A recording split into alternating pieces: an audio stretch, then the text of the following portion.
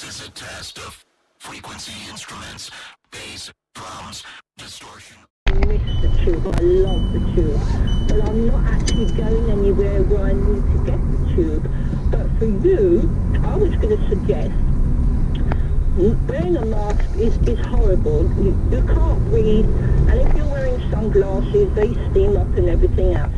Put a bandana over your nose and your mouth, but you can still breathe because it's open at the bottom. Wear latex gloves and try not to sit down because nobody is self-distancing on the tube. But it depends what time you're a key worker, so maybe if you leave earlier in the day, there won't be so many people, or if you travel after 10 o'clock. And wear latex gloves and carry some hand sanitizer with you. So when you come off the tube, you throw away the gloves, you take off your bandana, preferably have two, you wash that one that you've worn to work when you get home, then you've got a clean one to put on. Well, everybody's sending me texts at the moment. So you do it. They're telling you that you're on the radio. It's all right, go on. And so what you do is you wear a clean bandana every day going to work, you wear another clean one going home, you put on a new pair of latex. How long are you going to do that for, Jim? No, I'm suggesting this to you, to go on the tube. Because you're nervous about going on the tube. So do you look a black guy in London? If I put a bandana around my face, it might be a different image to you. You know that, right? Well, but there's a lot of young black guys wearing bandanas on the bus. And I don't see anybody going up and saying anything to them. It doesn't matter what you wear, you've got to wear some sort of face. They won't let you on with that, but Rob went on it a couple of days ago and he said that there were people with it, they were on their forehead, it was around their ears, it was under their chin, there's no one on the actual carriage enforcing it. Well, the thing is, I mean, at Earlsfield Station, which is where I live, they've got staff members, because we've got two entrances, one on White Road and one on Earlsfield Road. There is members of staff, at least two of them there, and they're not letting anybody go through the turnstile until they have a face covering. So if this was happening at every tube station, people would not be allowed to go on the tube. If you feel a bit vulnerable about wearing a bandana, then I suggest you get yourself a cloth. I mean, your wife should be able to make one. They're quite easy. To wear a plain cloth mask which will cover your nose and your mouth, but then you can line it with certain things. You go online, they will tell you. My wife did it, be arsenic it was lined with, so I don't want to do it. You shouldn't say things like that about your wife, because you know she listens to your stuff. But they're very easy to do. You can go online and they give you instructions on how to do it, and then you can have a clean one every time you go. You wash them, but you can get filters which are inside the mask, and that will help you to breathe a lot better, because these dentist type masks, they're no good. I did try one a few weeks ago and I literally was choking to death because the smell of it didn't smell very nice, but I just felt like I was choking. And they don't stay on. I mean, that little bit you put over your nose just slides down. It's just a waste of time. So the cloth ones are very good, and I have seen more young black youth, male, wearing masks on the bus than I've seen any other nationality.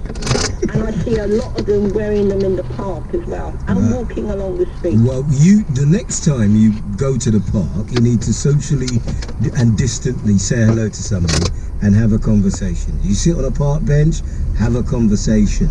Yeah, because I don't want to lose that kind of community spirit. Enough of them kids at home or on the iPad or on the there's this, I've never had one.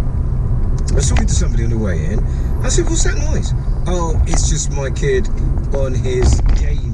What game? So apparently you got the headphones and you got the mouthpiece, and this tells you how bad I am, right? Never had PlayStation 4, never had, and I'm definitely not paying £400 to bring that in my house. It's not happening, right? But apparently it's a major industry. It's like movies. If she's their kid is sitting down and playing Fortnite or something, yeah, I'm gonna get you. Yeah, I'm gonna kill you. You think you can? And I'm like, wow, is that what happens on those games? So I live another life. Sit there, singing church hymns, singing Jim. I love you because you understand. That's me. Quite nice. Caroline, how are you? Oh, hello there. Hello, Caroline. How are you? All right. I'm well, thanks. How are You you? sound really nervous, are you? Do I? No, I was in another world, sorry. Yeah, me, I live in another world, Caroline. I know. Now, look, we've been talking to people today, particularly about 100 days of lockdown, and the aspect of it that we've decided to focus on are those who perhaps can't move around quite so freely, get in and out and do what they want to do.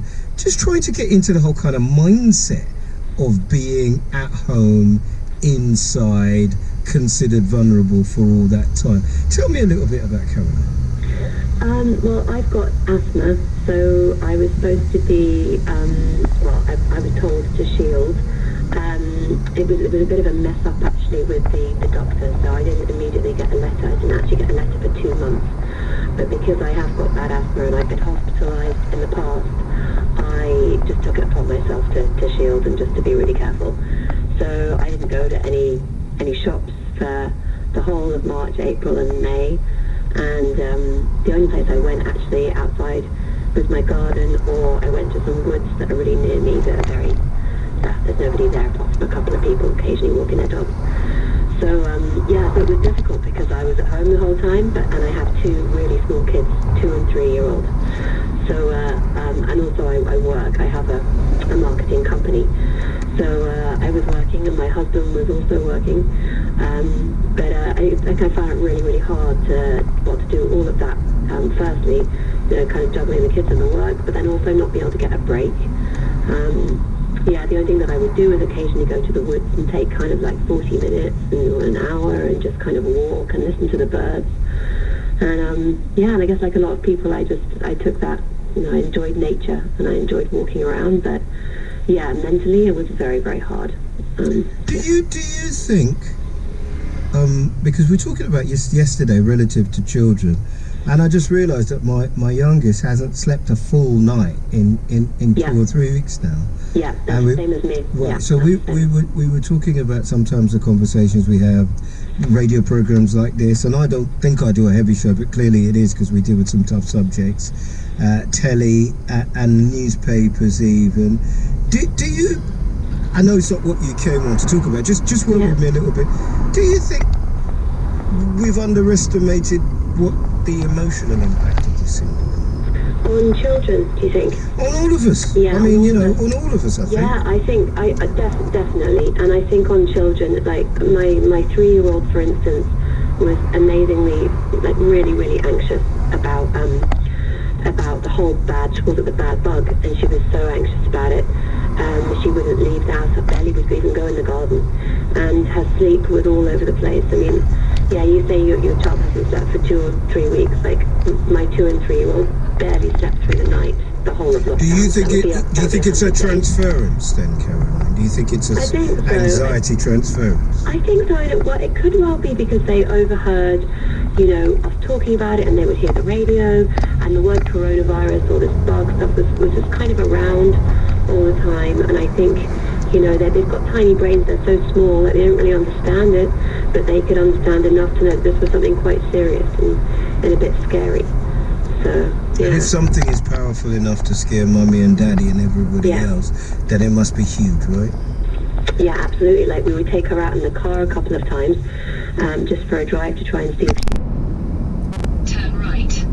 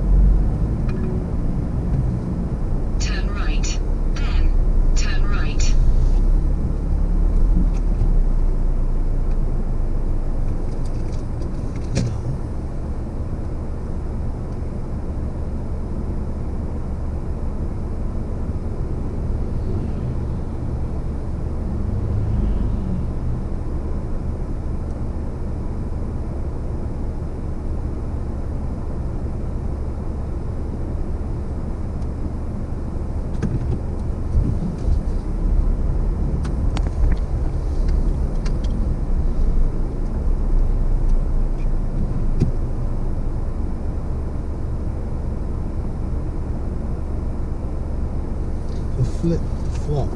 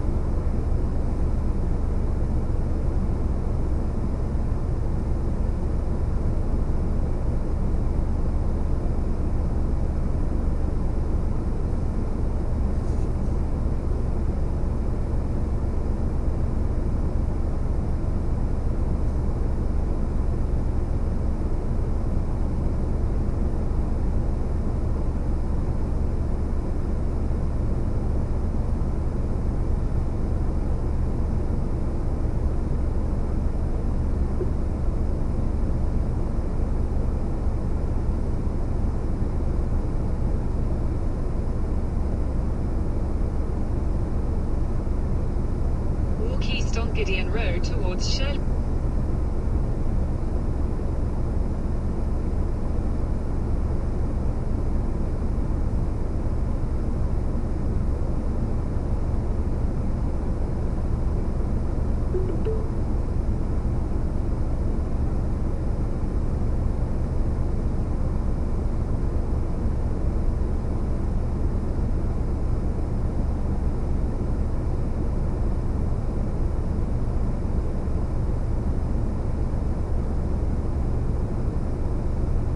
Turn left onto Shirley Grove.